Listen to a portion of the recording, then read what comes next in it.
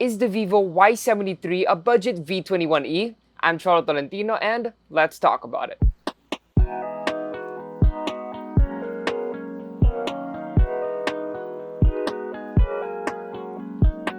The vivo Y73 was out in India for months before we finally got it on our shores. It's the most premium Y series phone Vivo has ever released. In fact, it feels more like an affordable sibling of the V21e. But is it worth it despite the delay? Let's find out.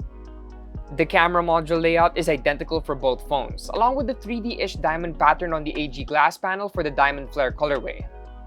This can be very confusing, especially if you want to distinguish the two phones apart. And for the layout, things are the same. SIM card tray on the left side, volume rocker and power button on the right side, and the USB-C port, speaker grill, and headphone jack below. It's nice we get a jack despite how slim this phone is. Really, it feels super good to hold in the hands. And I do recommend earphones because we only get bottom-firing speakers here. They don't sound the best, and if you want immersion while watching videos, yeah, you want earphones or headphones for that. Anyway, here's an audio sample. I'm off like you often. Tell me this is something that you do often. I can say the same, so use caution. Use caution. Same came in with the FN. Two girls with him told me he ain't got a preference. Sat them both down and asked a few questions. Met last week and they already best friends. Met last week and they already best friends. And like its overall design, the Y73's display is familiar with the same 6.44-inch Full HD Plus AMOLED display. You get the notch for the selfie camera and an in-display fingerprint scanner. And yes, the 60Hz refresh rate does feel dated as more affordable phones are offering at least 90Hz. But there's no question you're getting a top-notch AMOLED panel on the Y73. You get wide Vine L1, colors are vibrant, and blacks are deep. So I'm so sure you'll enjoy your favorite videos on this. Again, use earphones or headphones. And I do think this is the first Y series phone that has AMOLED, but then again, it can't pass for a V21e. The camera section is where things start to differ.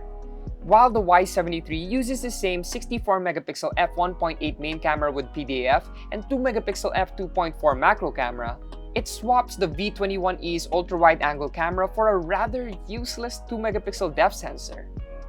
And between a depth sensor and an ultra-wide, I'd choose the latter. While in front, we have a 16-megapixel f2.0 selfie camera. All that said, the pictures I got were good. There was plenty of detail in the images and the colors came off as natural.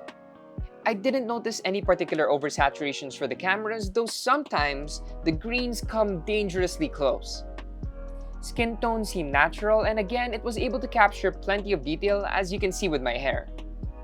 While we do have limited shooting options, thankfully we have 4K video recording, a feature that is not present in a lot of mid-range phones. Aside from that, we also get EIS for smooth footage. These two features alone make the phone a pretty viable option for vlogging, or yeah, for Instagram or TikTok. Another big difference between the V21e and the Y73 is the processor of choice, as the latter uses a Helio G95 instead of a Snapdragon 720G. While the Helio G95 uses an older 12nm process, benchmark numbers show that it performs better than the Snapdragon 720G when it comes to GPU-intensive tasks. With Genshin Impact, the Helio G95 is one of the few mid-range SoCs that default the game's graphics to medium settings without getting an overclocked warning. Any Snapdragon 720G would default it on low. We played the popular RPG in medium settings and did not notice any hiccups or unusual phone heating for around 30 minutes of gameplay. Now, the drawback of using a Helio G95 is the battery life.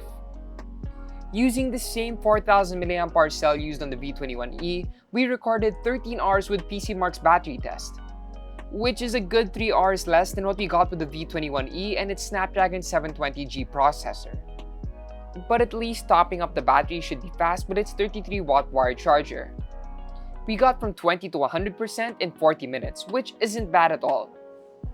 And there you have it, my review on the vivo Y73. And it's basically a trimmed-down, more affordable version of last year's V21e. Yes, you are getting downgrades on the cameras and a different processor, but despite that, the Y73 is a competitive 4G-only mid-range phone for under 15,000 pesos. especially once you realize that a number of phones under that price range don't have 4K video recording or EIS. Plus, you're getting really good gaming performance for its price. Not bad. The Vivo Y73 is priced at 14,999 pesos, and it's available at Vivo's official Lazada and Shopee stores. You can check out more reviews on our website, and please do like, comment, share, and subscribe. Hit the bell for notifications. Once again, it's Cholo of Unbox, and I'll see you guys in the next one.